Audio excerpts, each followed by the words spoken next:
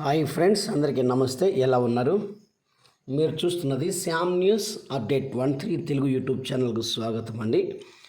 ఆంధ్రప్రదేశ్ ప్రభుత్వం కొత్త ration card ఎవరైతే కావాల్సి ఉందో వెంటనే ఈ విధంగా చేస్తే వారు కొత్త రేషన్ కార్డు అప్లై అయితే చేసుకోవచ్చు. ఆంధ్రప్రదేశ్ ప్రభుత్వం రేషన్ కార్డుల జారీ ప్రక్రియలో అతి త్వరలో ప్రారంభించినట్లుగా ఆంధ్రప్రదేశ్ ప్రభుత్వం అయితే చెప్పడం జరిగిందండి.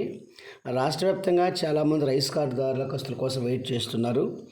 గత హయాంలో అయితే వివిధ కారణాల చేత రేషన్ కార్డు కోల్పోవడం లేదా పెళ్ళైన వెంటనే స్ప్లిట్ చేసి కొత్త రేషన్ కార్డు ఇవ్వటం వంటి వివిధ సమస్యలతో ఉన్న వారికి రాష్ట్ర ప్రభుత్వం కొత్త గుడ్ న్యూస్ అయితే చెప్పడం జరిగింది.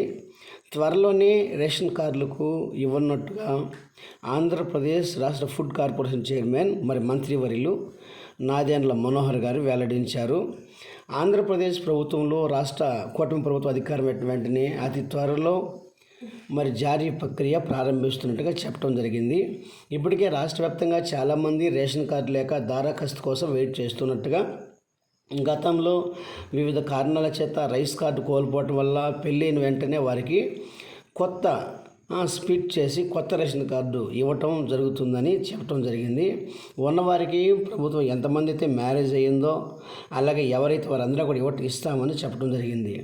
ఎవరైతే ఇంట్లో ఇన్కమ్ ట్యాక్స్ కట్టకుండా ఇన్కమ్ ట్యాక్స్ కడతా ఉండి కలిగి ఉంటుంది, ఆ పెళ్ళి అయినప్పటి నుండి వారికి స్పిరిట్ అనగా కనీసం తొలగించి తల్లిదండ్రులకు రైస్ కార్డు ఇచ్చేటువంటి ప్రక్రియ ఇంత సులభంగా జరగలేదని ఆరోపణలు ఉన్నాయి. దీంతో పిల్లలకు పెళ్ళైన వేరే చోట ఉన్న వారి కారణంగా రైస్ కార్డు లేదా రేషన్ కార్డు రాలేదని ఎంతోమంది తల్లిదండ్రులు ఫిర్యాదు చేయడం జరిగింది.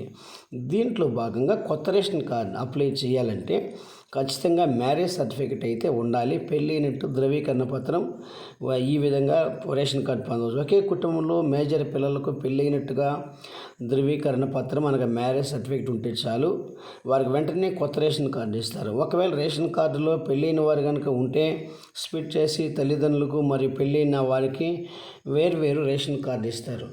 ఒకవేళ కుటుంబంలో ఎవరైనా ఇన్కమ్ ట్యాక్స్ చెల్లించేటువంటి వ్యక్తి లేదా ప్రభుత్వం ఉద్యోగం చేస్తే ఆ వ్యక్తి ఆమెకి లేదా పెళ్ళి అయిన వేరే చోట ఉన్నట్టయితే అటువంటి వారికి కూడా మ్యారేజ్ సర్టిఫికేట్ ఆధారంగా వారి నుంచి రేషన్ కార్డును వేరు చేసి వారికి కొత్త రేషన్ కార్డు ఇచ్చేటువంటి అవకాశం ఉంది.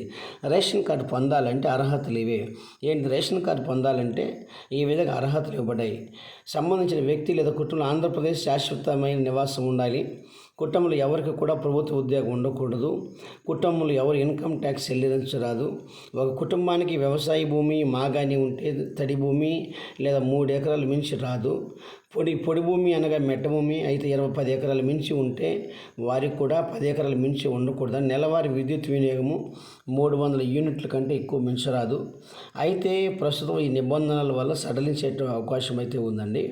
అయితే ration card tractor, cab, maxi cab వంటి వారికి మినహాయింపు అయితే ఉంటుందండి. మున్సిపల్ ప్రాంతంలో అయితే వారికి 1000 చదరపు అడుగుల ఇంటి నిర్మాణం అయితే